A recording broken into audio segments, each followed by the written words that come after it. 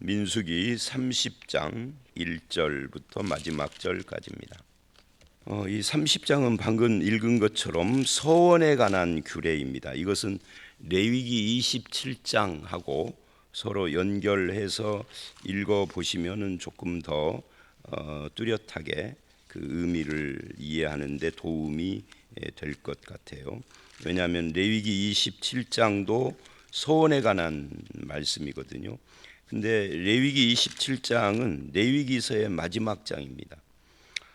이 레위기 27장에서 말하는 서원은 조금 더 구체적인 내용들이 거기에 나오고 있어요.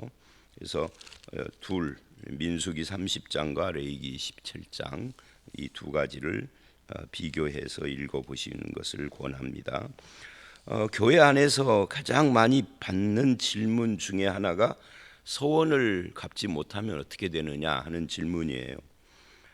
하나님이 서원을 이루지 못한, 갚지 못한 내 인생을 치신다, 이런 생각을 하는 분들이 많아요. 특히 아무 일이 없는 사람들은 뭐 그런 생각을 안 하는데 인생이 어려워지면 60대 와서 20대 때 서원한 것을 떠올리는 분을 제가 봤거든요. 그래서 지금 60대 내 인생에 문제가 생긴 것은 20대 때 서원한 것을 내가 안 지켰기 때문이다. 참, 그러면 하나님을 상당히 뭐라고 해야 할까요? 째째한 분으로 만드는 거죠. 20대 때 서원한 걸 30대 때 뭐라고 하시면 혹시 몰라도 그걸 40년이나 묵혀뒀다가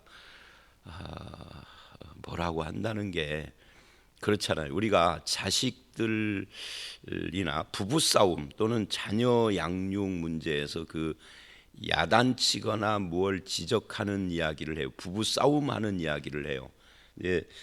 제 이야기가 아니라 전문가들의 조언 중에 여러 가지 그 원칙 중에 한 가지가 옛날 이야기 들먹여서 싸우면 안 된다, 뭐 이런 이야기를 해요. 애를 야단칠 때 작년에 네가 그랬잖아. 그러면 애가 상처받죠. 그 째째한 부모가 그러는 거죠. 그렇게 키운 자식이 잘 될 리가 없습니다. 잘못했으면 그 자리에서 야단해야죠. 우리가 민수기서에서 이스라엘의 잘못을 굉장히 많이 봤잖아요. 민수기서는 10번에 걸친 하나님에 대한 원망과 불평. 근데 단 한 번도 너 작년에 그랬지 하고 야단친 적 한 번도 없어요. 그 잘못한 그때 그날 그 자리에서 야단치. 그런데 서원에 와서 뭐 20대 때 서원한 걸 안 지켜서 60대 때 치셨다, 이러니 참 우리가 믿는 하나님을 진짜 째째하게 만드는 그런 사고 방식이죠. 그건 내 생각인 거예요. 뭐 그것 때문에 이혼하신 분도 봤어요. 20대 때 서원한 것 때문에 이러니 당신하고 이혼해야 되겠다, 뭐 제가 말렸는데 우리 교회 교인은 아닙니다만은 말렸는데도 결국은 이혼을 하시더라고요.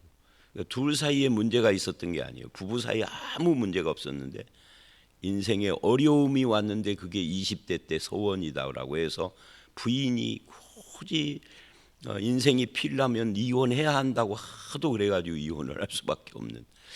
그거 보면서 참 제가 잘 아는 사람이었는데 참 한국교회 교인들 신앙이 이상하다. 누가 이렇게 가르쳤을까? 목사들이 가르쳤겠죠. 하도 목사들이 서원하면서 안 지키면 벌 받는다고 하니까 벌 하시려면 그때 하시지. 하나님도 참 이상하시지. 그죠?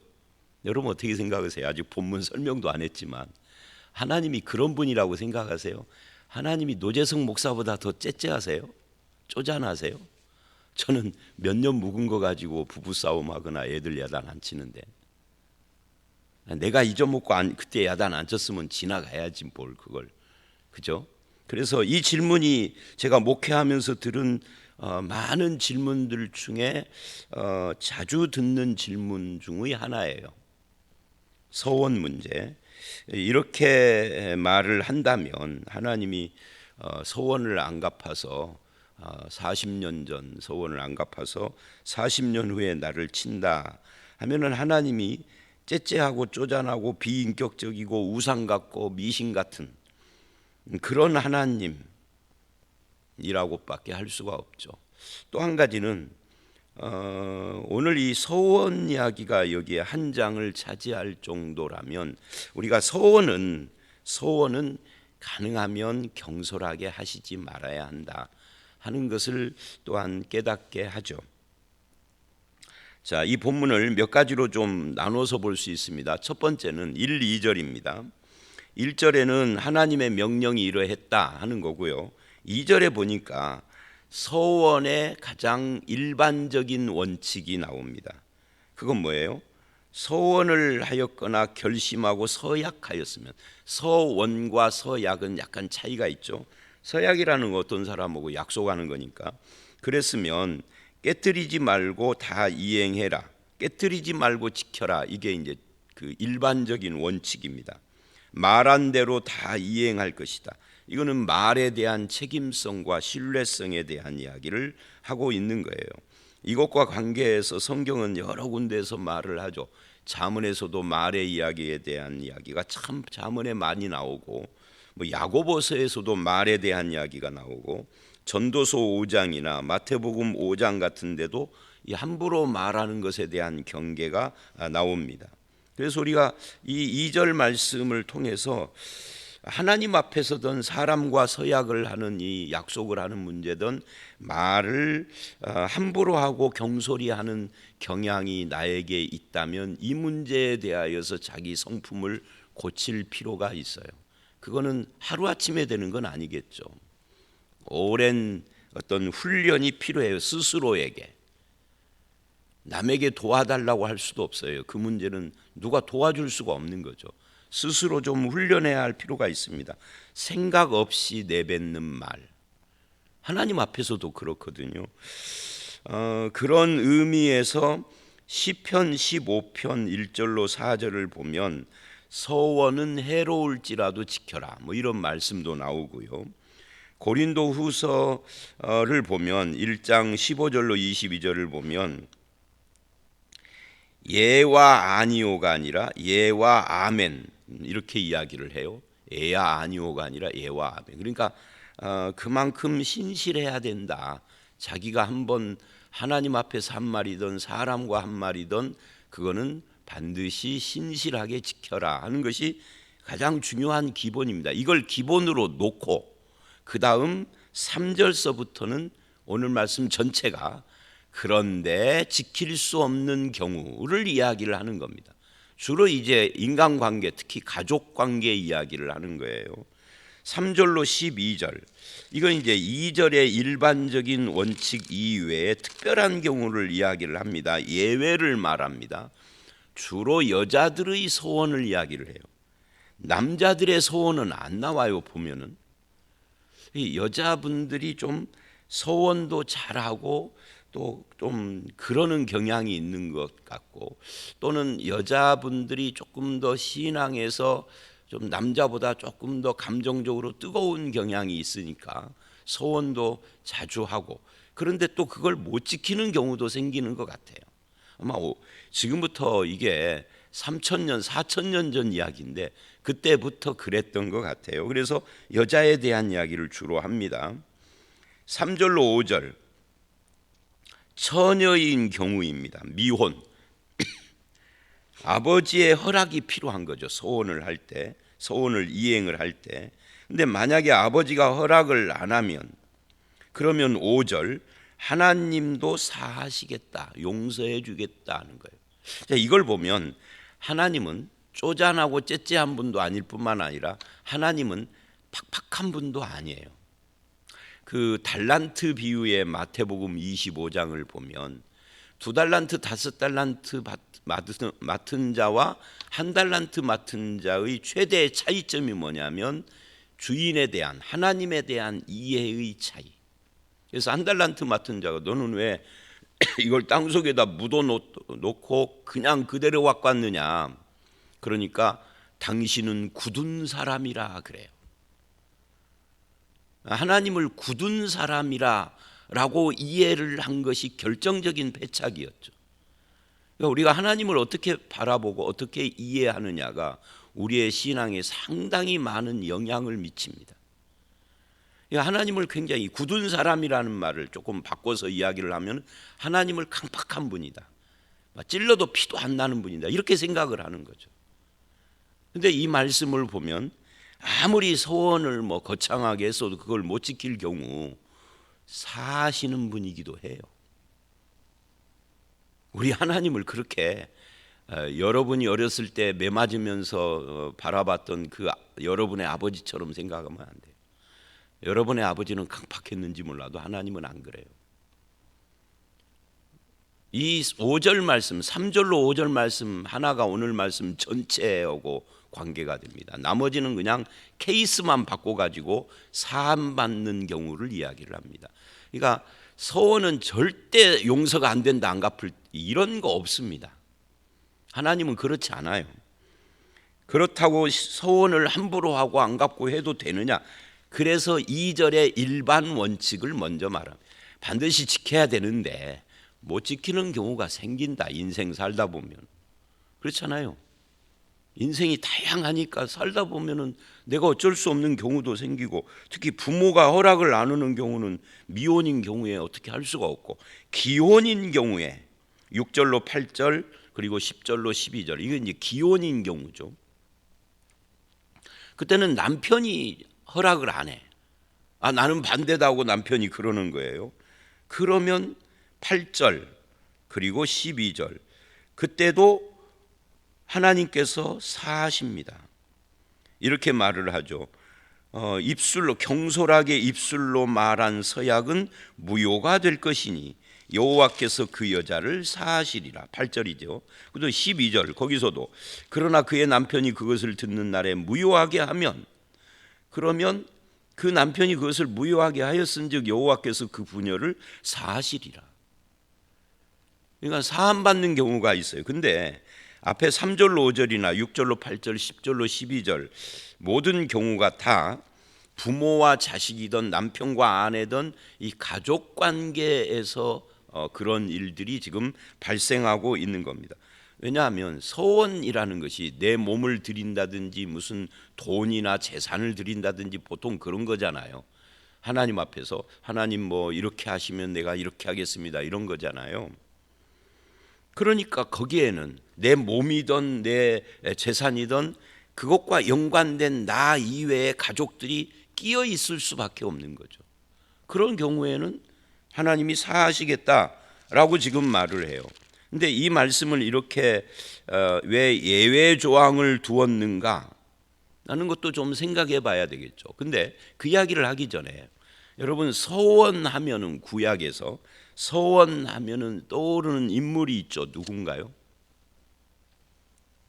많은 사람이 있습니다. 나실인들은 다 서원하고 관계된 사람들이니까 삼손 같은 경우, 삼손은 나실인 서원을 한 번도 안 지켰어요. 그렇다고 구원 못 받은 사람이라고 말할 수 없어요. 히브리서 11장에 나올 정도, 믿음의 사람에 나올 정도니까. 근데 삼손도 삼손이지만 서원을 못 지킨 또 하나의 그 유명한 인물이 있습니다. 그게 야곱입니다.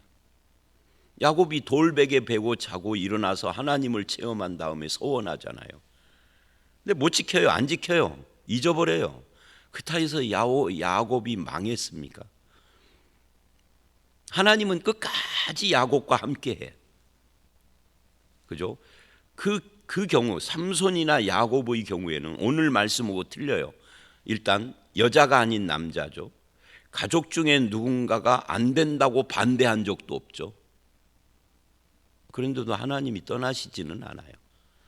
서원을 못했다고 그래서 하나님께서 나를 버리시니 많이 그러지는 않는다는 거죠. 그러나 경솔하게 서원하지는 말아라. 했으면 반드시 지키고 갚아라. 근데 못 갚을 경우도 있다는 이야기를 하는 거죠.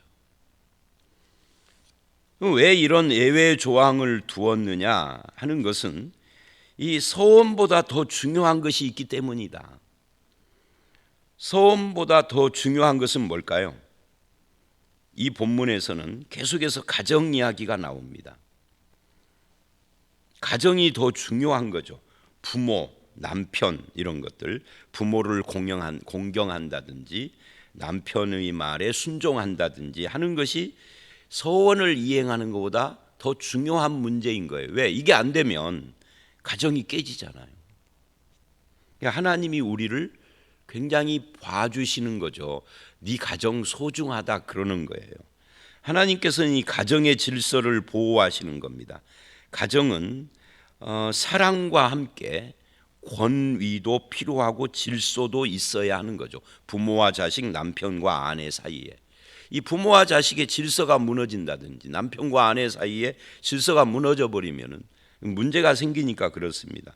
그러나 이 부모나 가장들은 자기 자녀나 식구들의 신앙과 삶을, 그래서 소원을 못 갚도록 막았다, 남편이나 부모가. 그러면 그것에 대한 책임을 져야 된다. 근데 이 책임을 진다는 문제가 어떻게 책임을 지느냐? 소원을 못하도록 아내의 소원을 내가 남편이 막았어. 자식의 소원을 부모가 막았어. 그러면 하나님이 부모나 남편을 치신다는 건가? 책임을 진다는 것이 그거는 아니죠. 치신다 그러면 여기서 심판하신다 그럴 거예요. 근데 여기서 책임이라는 것은 그런 게 아닙니다. 그럼 뭐죠? 예를 들면 구약 시대에 책임을 진다는 것은 이런 거예요. 이 서원을 이행을 못했으면은 그것이 하나님과의 약속을 어긴 거니까 일단 하여튼 가벼운 것이지만 죄에 해당돼요.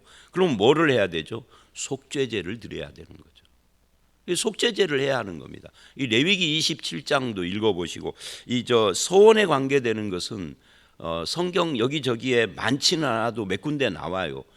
그러면 이제 속죄제를 드려서 하나님 앞에 이것이 잘못됐습니다 하고 속죄를 해야 하는 거죠. 그게 책임을 진다는 거예요. 그런데 이게 신약으로 오면은 번제나 속죄제나 화목제나 또는 속건제나 이런 것들이 있습니까? 없습니까? 신약에. 이게 있다고 하면은 이단이야. 그게 하나님의 교회잖아요. 하나님의 교회 같은 데가 이단인 까닭은 안식교도 그렇고 그런 것을 지금 신약에도 구약에 이것을 그대로 해야 한다니까 이단인 거예요. 근데 기존 교회에도 그렇게 주장하는 목사나 교인들이 있어요. 그거 참 이단적 믿음을 가지고 기존 교회에 있는 사람이죠. 신약에는 없어요. 왜 없죠? 왜 없냐면 예수 그리스도께서 십자가에서 우리 죄를 다 속했기 때문에 없는 거예요. 그러면 신약에서는 어떻게 해야 될까요? 속죄제도 없고 어떻게 해야 되죠? 그러니까 이미 죄를 속한 예수 그리스도 앞에 나와서 회개하면 되는 거죠. 잘못했습니다 하고 자백하면 되는 거죠. 그렇게 자백하고 회개하면서 헌금해야 되나요? 그런 건 없어요. 만약에 헌금해야 된다 이러면 예수님의 십자가의 속죄의 완전성을 부정하는 거예요. 신약은 구약과는 달리 그 구약에 드려야 하는 속죄제의 제물이 신약에는 없어요. 예수 그리스도로 끝 완성입니다. 그래서 우리는 주님 앞에 예수의 이름으로 하나님께 회개하면 되는 것이죠. 하나님, 내가 소원을 했는데 못 갚게 되어지는 이런 어떤 어려운 사정이 생겼는데 하나님 용서해 주십시오. 제가 경솔하게 그렇게 한 거 앞으로는 제가 경솔한 서원이나 서약을 자제하고 좀 신중하고 정말 진심이 담긴 그런 말과 행동을 하겠습니다. 뭐 이렇게 하면 되는 것이죠. 자, 그런데 그렇다고 해서 함부로 서원을 하거나 안 갚아도 되니까 대충 해도 된다는 이야기는 아니다. 왜? 2절이 있잖아요. 반드시 갚아라를 전제로 하고 지켜라를 전제로 하고 하는 말이다. 그런데 예외는 있다라고. 예외 조항 때문에 그걸 이용해 먹으면 안 되는 거죠. 부모나 남편이 하나님보다 높은 건 아니에요. 사람은 하나님에 대한 책임 못지않게 다른 사람에 대한 책임, 특히 가족에 대한 책임도 중요하다라고 하는 것을 지금 말씀하는 겁니다. 가족에 대한 책임이 나를 제한하는 겁니다. 하나님 앞에서. 근데 하나님은 그것을 인정해 주는 거예요. 나도 사하겠다라고. 그래서 서원 문제에서 이 부분이 굉장히 중요해요. 우리는 하나님과의 관계만 바르면 되지 사람과의 관계는 뭐 쓸데없어, 필요 없어, 나는 그딴 거 고려 안 해라고 하는 식의 태도를 갖는 건 참된 신앙인의 자세가 아니에요.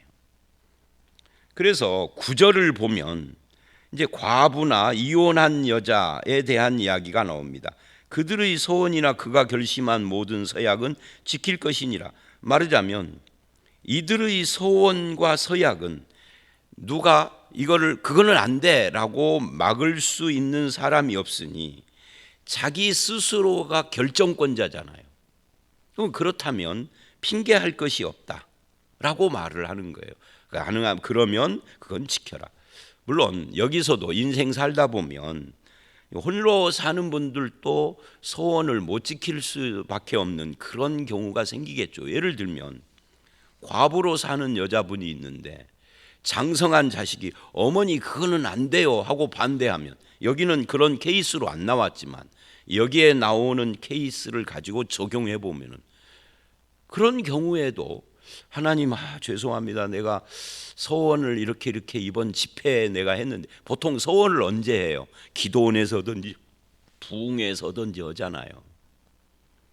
우리 교회 교인들은 편할 거예요. 그런 거 안 하니까 서원할 일이 없어서. 근데 그래도 신앙생활 하다 보면 서원을 하게 돼요, 하나님 앞에. 그런데 자식이 자꾸만 가로막는 거예요. 어머니 안 돼요 그거는 막 하면서. 그런 경우에 하나님은 어떻게 하실까? 글쎄요, 성경에 말하지 않지만 오늘 말씀을 적용한다면 그때도 사시지 않을까요?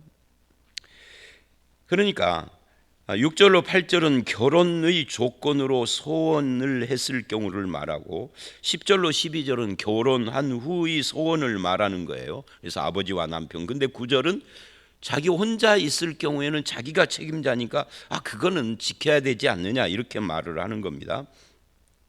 결국 하나님은 우리가 생각하는 것보다 좀 넓으신 분이에요.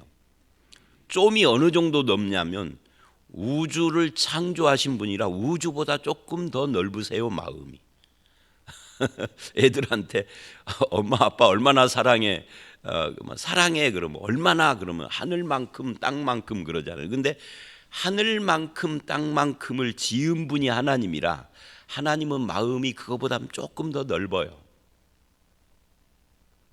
제가 농담처럼 말을 해서 너무 진지하게 말해야 하는데, 그러니까 하나님은 마음이 넓으시다는 것을, 폭이 넓다는 것을 오늘 이 본문에서 우리는 배우게 됩니다. 어떤 경우에 자기 백성을 대할 때. 그래서 경솔한 소원에 대하여 경고를 하는 거죠.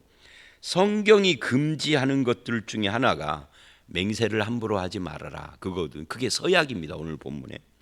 자, 오늘 말씀의 마지막 단원 13절로 16절입니다. 이거는 이미 제가 앞에서 설명을 하면서 설명을 다 한 건데 문단상 뒤에 나오는 거예요. 모든 소원과 마음을 자제하기로 한 모든 서약은 그의 남편이 그것을 지키게도 할 수 있고 무효하게 할 수도 있으니, 부부간의 어떤 그 부부간의 어떤 그 관계에 대한 이야기를 하는 겁니다. 남편이 여러 날이 지나도록 말이 없으면 지키게 하는 것이니 지켜라.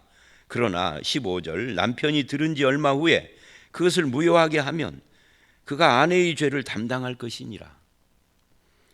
여기서 소원을 무효케 한 남편이나 아버지가 그 죄를 담당하라라고 하는데, 어떻게 담당을 하느냐 하면은 이제 레위기 27장을 가보면은 그 원칙이 나와요. 민수기는 그냥 이렇게 담당해라고 끝나버리지만, 그래서 레위기 27장을 읽어보시라 한 거예요. 그리고 레위기 27장 말고도 레위기 5장에도 그런 원칙이 나와요. 근데 이 레위기 27장이 더 중요하죠. 두 가지 방법으로 이거를 담당을 하는 겁니다. 하나는 번제와 속죄제, 아까 제가 설명했죠,를 드려서 이 죄를 담당하라예요. 그러니까 죄 담당이라는 것이 네 아내나 네 딸이 소원을 못하게 지키지 못하게 했으면 네가 죽어라 이 말이 아닙니다. 네가 죽어라, 네 사업이 망해라, 네가 병들어라, 교통사고 나라, 이런 담당이 아니에요. 하나님을 그렇게 팍팍하고 아주 완고한 분으로 생각하시면 안 된다는 이야기 앞에 했어요. 어떻게 담당하느냐? 레위기 27장에 가보면은 번제와 속죄제를 드려라. 근데 신약에서는 번제와 속죄제가 예수 그리스도 십자가에서 완성된 거예요. 그러니 신약에서는 예수 그리스도를 상징하고, 그래서 그러면 두 번째는 뭐냐? 회개해야 하는 거죠. 누가? 서원한 사람이 아니라 서원을 지키지 못하게 한 남편이나 아버지가, 또는 자식이 그랬으면 자식이 하나님 앞에 내가 우리 어머니 소원을 우리 가정 형편도 있고 우리 어머니가 가정 형편을 고려하지 않고 이렇게 소원을 했는데 하나님 용서해 주십시오. 우리 도저히 그렇게 하면은 못 살아요 하나님. 어머니가 소원을 이루게 하시려면은 몽땅 뭘 좀 주시든지 아니면은 하나님 눈 감아 주세요 하고 회개해야 하는 것이죠. 신약에서는 예수님의 십자가를 붙잡고 회개하고, 구약에서는 번제나 속죄제를 드리며 회개하고, 그러면 끝. 그걸로 더 이상 하나님이 그거 가지고 시비 안 하시는 거예요. 그래서 오늘의 결론이 뭐다? 하나님은 째째하거나 쪼잔하거나 고지식하거나 완고하거나 완악하거나 그런 분이 아니다. 그럼 어떤 분이시다? 우주보다 조금 나은 마음이 넓으신 분이시다. 왜? 우주를 창조하신 분이라. 오늘의 결론을 저는 그렇게 삼고 싶고, 두 번째 결론은 가족의 관계를 굉장히 중요시 여기는 그런 하나님이다 하는 것을 또 이 본문에서 교훈으로 받아요. 우리는 그냥 하나님 앞에서만 잘하면 돼 하고 인간관계나 특히 가족들과의 관계를 무시하는 경향이 신자들에게 있어서, 어떤 신자에게? 교회만 왔다 갔다 하는 신자는 아예 소원도 않지만 하나님 앞에 열심도 없으니까 그런 문제가 안 생겨. 근데 신앙에 열심 있는 사람들이 가족을 무시해요. 그건 대단히 잘못됐다 하는 것을 이 본문에서 교훈으로 얻게 됩니다. 이 자리에 앉아 계시는 어떤 분이 저하고 카톡으로 대화를 하는데 우리 딸이 나를 야단쳐요 이렇게 말씀하신 분이 있어요. 그거 중요한 거예요. 딸이 어렸을 때는 내가 야단치지만 딸이 크면은 딸이 나를 야단치는데 그것도 우리가 무시하면 안 되는 거죠. 그거에도 하나님의 뜻이 있는 것이라 가족관계 중요하다. 다만 염려돼서 한마디를 더 하고 마칩니다. 만약에 가족이 그렇게 중요한데 가족이 예수 못 믿게 하면 그건 예외입니다. 그거는 핍박에 해당되는 것이라 그거는 예외. 가족이 못 믿게 하니까 나 교회 안 다닐래요, 이거는 아니고 지금 서원에 관한 이야기입니다. 자, 오늘 말씀 여기까지입니다. 서원은 반드시 지켜라. 그러나 지킬 수 없는 예외가 있다. 그럴 때는 어떻게 할 것이냐. 그리고 하나님은 어떤 분인가? 가족의 관계가 굉장히 중요하다. 이런 것으로 오늘 말씀을 정리할 수 있습니다. 저와 여러분의 말이 하나님 앞에서나 사람들 앞에서 진중하고 신중하고 책임감 있게 그렇게 하시기를 주의 이름으로 축원합니다. 함께 기도하겠습니다. 하나님, 서원을 반드시 지키라는 전제를 가지고, 그러나 서원을 지킬 수 없는 여러 가지 사정과 케이스를 말씀을 하시면서 하나님이 사하여 주시겠다라고 하십니다. 우리가 믿는 하나님이 내가 생각하는 것보다 훨씬 넓고 크고 그리고 온유하고 자비하신 분인 것을 다시 한번 깨닫습니다. 주님, 하나님을 오해하는 그런 신앙관을 벗어나게 하여 주시옵소서. 가족의 관계를 중요시 여기는 하나님의 마음도 맞습니다. 우리가 신앙을 핑계로 가정을 무시하는 그런 경우가 우리에게도 있는데 주님, 그런 우리의 태도를 변화시켜 주시옵고 하나님 앞에서 가정의 소중함도 지키게 하여 주시옵소서. 또한 우리의 말과 언행이 진실하고 신중하고 신실하게 주님 우리를 붙잡아 주시옵소서. 함부로 말하고 경솔하게 말하는 그런 경향이 우리에게 있음을 용서하시고 우리가 변화된 삶을 살게 하여 주시옵소서. 오늘 이 하루도 하나님 앞에서 우리의 삶이 진솔하기를 원하옵고 예수님 이름으로 기도드려 싸움나이다. 아멘.